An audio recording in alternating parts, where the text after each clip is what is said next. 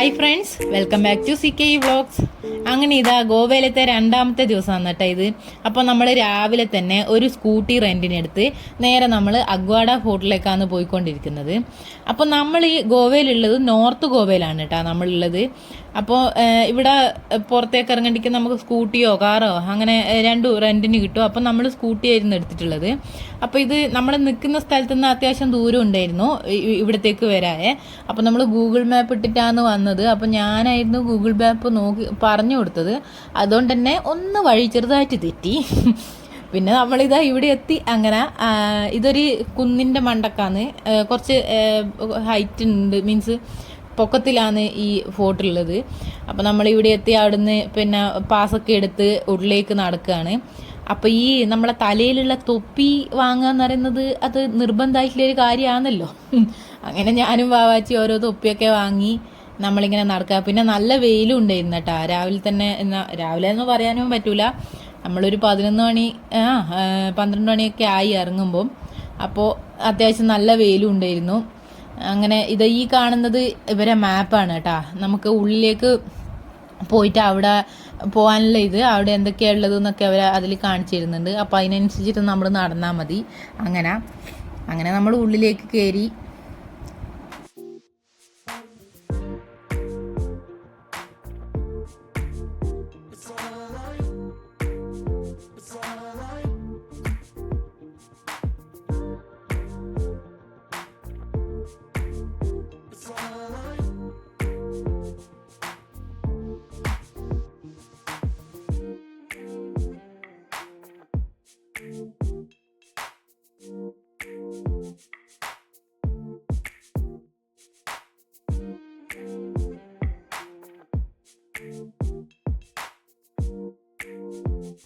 നല്ല വെയിലുണ്ടെങ്കിലും ഈ കാറ്റടിക്കുമ്പോൾ നമുക്ക് അങ്ങനെ ചൂട് മനസ്സിലാകുന്നില്ലായിരുന്നു കേട്ടാ. നമ്മൾ ഒരു സ്ഥലത്ത് തന്നെ നിൽക്കുമ്പോഴാണ് ആ ഒരു ചൂട് മനസ്സിലാകുന്നുള്ളൂ. നമ്മളിങ്ങനെ മൂവ് ആയിക്കൊണ്ടിരിക്കുമ്പോൾ അത്ര വലിയൊരു ചൂട് മനസ്സിലാകുന്നില്ലായിരുന്നു. പിന്നെ നല്ല ഭംഗിയുണ്ട് ഇവിടെ നിന്നിട്ട്, നല്ല സുഖം ഉണ്ടായിരുന്നു. പിന്നെ അത്യാവശ്യം നല്ല ആൾക്കാരും ഉണ്ടായിരുന്നു അന്ന്. പിന്നെ കുറേ മലയാളീസിനെ കണ്ട്. പിന്നെ അങ്ങനെ നമ്മളിതാ ഇവിടുന്ന് കുറച്ച് ഫോട്ടോസും വീഡിയോസും എല്ലാം എടുത്ത്, അതൊരു ചടങ്ങാണല്ലോ. അപ്പം അങ്ങനെ കുറച്ച് നേരം ഇവിടെ നിന്ന്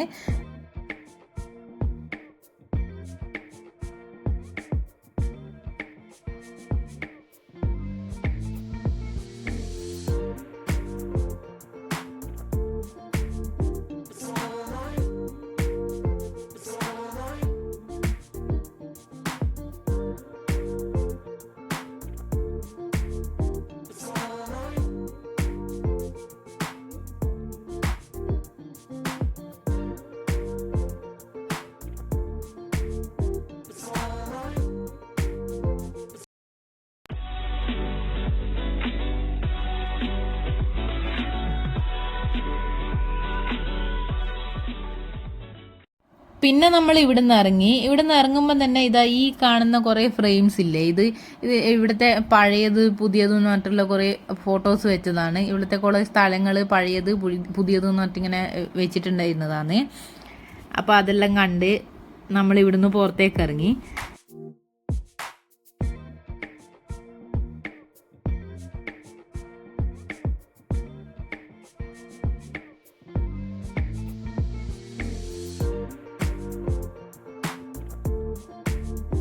അത് കഴിഞ്ഞ് നമ്മൾ നേരെ പോയത് ലൈറ്റ് ഹൗസിലേക്കാണ്.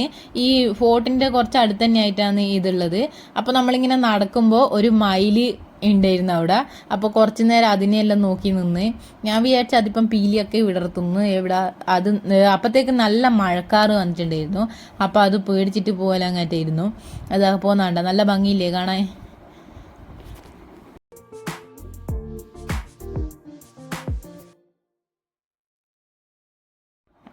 അപ്പോഴത്തേക്ക് നല്ല കാറ്റൊക്കെ ഉണ്ടായിരുന്നു കേട്ടാ. പിന്നെ ഈ കാണുന്നത് ഇതിൻ്റെ ഉള്ളിൽ തന്നെ ഒരു പാർക്കും, ഇവിടെ ക്വാർട്ടേഴ്സിലുള്ളവർക്കുള്ളതാന്ന് തോന്നുന്നു. കുറച്ച് വീടൊക്കെ കാണുന്നുണ്ടായിരുന്നു. ലൈറ്റ് ഹൗസിൽ ജോലിക്കാരുണ്ടാവുമല്ലോ, അവരെ ക്വാർട്ടേഴ്സ് ആയിരിക്കും. അപ്പോൾ അങ്ങനെ നമ്മൾ അങ്ങോട്ടേക്ക് പോയിക്കൊണ്ടിരിക്കുകയാണ്.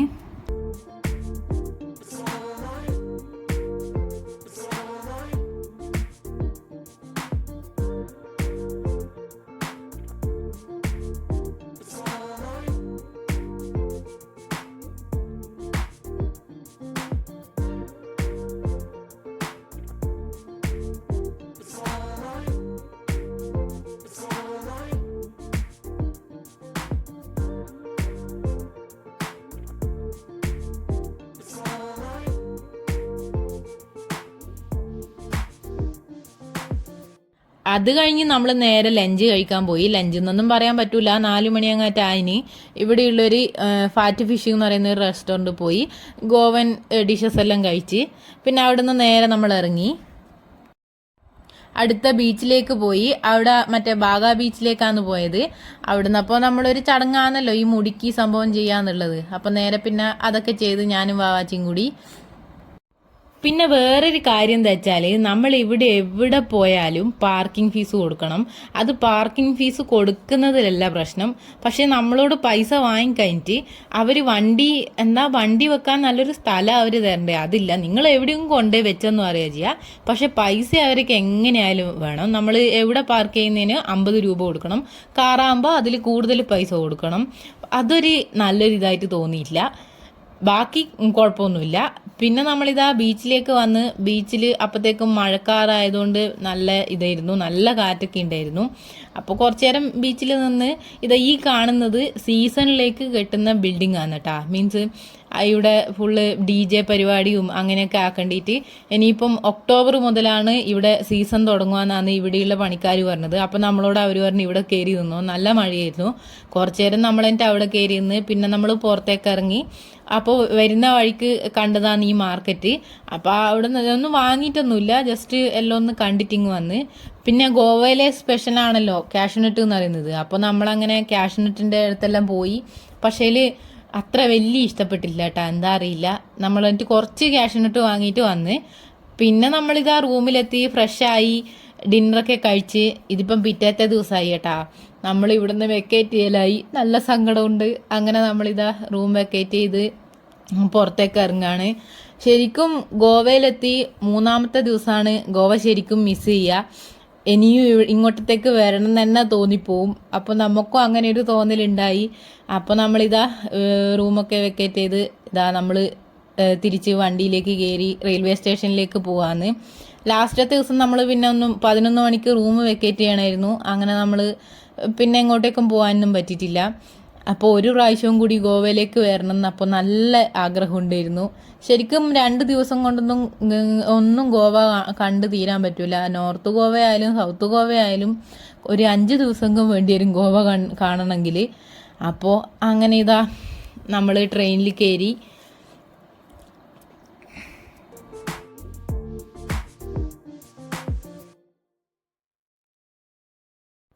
ഈ ഒരു സാധനം ഉണ്ടല്ലോ, ഞാൻ ഈ റെയിൽവേ സ്റ്റേഷനിൽ കണ്ടപ്പോൾ എനിക്ക് ഭയങ്കര ആഗ്രഹം ഇത് എന്താണെന്ന് അറിയേണ്ടിയിട്ട് അങ്ങനെ വാങ്ങിച്ചതാണ്. പക്ഷെ മുട്ടൻ പണി കിട്ടി. ഇത് കണ്ടപ്പോൾ വിചാരിച്ചിങ്ങനെ സ്പൂൺ കൊണ്ട് കോരി കഴിക്കാൻ പറ്റുന്നതാണ്. അപ്പോൾ ഞാൻ അവരോട് 2 സ്പൂണൊക്കെ വാങ്ങി. പക്ഷെ ഇത് കൈ കിട്ടിയിട്ട് വെക്കുമ്പോൾ ഹാർഡ് എന്ന് പറഞ്ഞാൽ അമ്മാതിരി ഹാർഡ്. എന്നിട്ട് രാഷ്നിത ഇത് കൈ കൊണ്ട് ഇങ്ങനെ കുത്തി പൊട്ടിക്കുക ചെയ്ത്, എന്നിട്ടും കഴിക്കാൻ പറ്റുന്നില്ലായിരുന്നു. ഭയങ്കര ഹാർഡായിരുന്നു. വെറുതെ വാങ്ങിച്ച് പണി പാളി. പിന്നെ നമ്മൾ കുറച്ചു നേരം ലുഡോ എല്ലാം കളിച്ച്.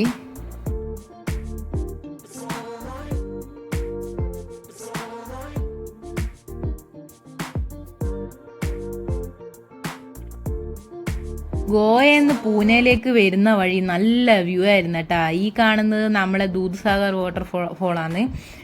അടിപൊളിയായിരുന്നു. നല്ല വ്യൂ എന്ന് പറഞ്ഞാൽ നല്ല വ്യൂ ആയിരുന്നു. പിന്നെ അന്ന് നല്ല മഴയും കൂടി ആയതുകൊണ്ട് ഭയങ്കര കോടയായിരുന്നു. അല്ലെങ്കിൽ കുറച്ചും കൂടി അടിപൊളിയായിരുന്നേനെ. നമുക്കിതാകെ വെപ്രാളായി ഇത് ഏത് ഭാഗം നോക്കണമെന്ന്. ഗ്ലാസിൻ്റെ നമ്മൾ ഇരുന്ന വശത്ത് ഇങ്ങനെയേ കാണുന്നുള്ളൂ, പക്ഷെ അപ്പുറത്തെ വശത്ത് ഫുള്ള് നല്ല വ്യൂ ആയിരുന്നു. അപ്പോൾ നമുക്ക് മിസ്സായിപ്പോയി. ശരിക്കും വാട്ടർഫോളിൻ്റെ എന്താ പറയണ്ടേ ലൈവായിട്ടുള്ളത് ഇപ്പുറത്തെ സൈഡിൽ നിന്ന് നല്ല സൂപ്പറായിട്ട് കാണാൻ പറ്റിയിരുന്നു.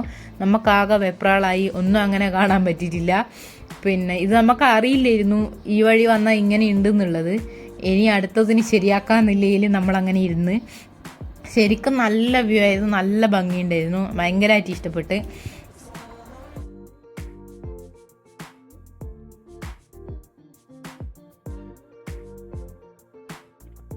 പിന്നെ നമ്മൾ ഡിന്നറിന് ബിരിയാണിയും വെജ് താലിയായിരുന്നു പറഞ്ഞിട്ടുണ്ടായിരുന്നത്. ബിരിയാണി എന്ന് പറഞ്ഞിട്ട് ഇവർ കൊണ്ടു തന്നത് റൈസും ചിക്കൻ കറിയായിരുന്നു. ഇതിന് ബിരിയാണി എന്നാ പോലും പറയാ. ഒരു ടേസ്റ്റും ഇല്ലായിരുന്നു. പിന്നെ വേറെ നമ്മൾ ഫുഡൊക്കെ കഴിച്ച് കിടന്നുറങ്ങി. 4 മണിക്ക് ട്രെയിൻ നമ്മൾ പൂനെയിൽ എത്തിയിട്ടുണ്ടായിരുന്നു. കൃത്യസമയത്ത് തന്നെ എത്തിയിട്ടുണ്ടായിരുന്നു. ആദ്യമായിട്ടാണ് ഇങ്ങനെ കൃത്യസമയത്ത് തന്നെ നമ്മൾ എത്തുന്നത്. പിന്നെ അങ്ങനെ ഈ വീഡിയോ കഴിയുകയാണ്. അപ്പോൾ ഗോവൻ വ്ളോഗൊക്കെ കഴിഞ്ഞ്. അപ്പോൾ വീഡിയോ ഇത്രയേ ഉള്ളൂ. ഇഷ്ടമായാൽ ലൈക്ക് ചെയ്യുക, സബ്സ്ക്രൈബ് ചെയ്യുക, സപ്പോർട്ട് ചെയ്യുക. Thanks for watching. പുതിയൊരു വീഡിയോ ആയിട്ട് കാണാം.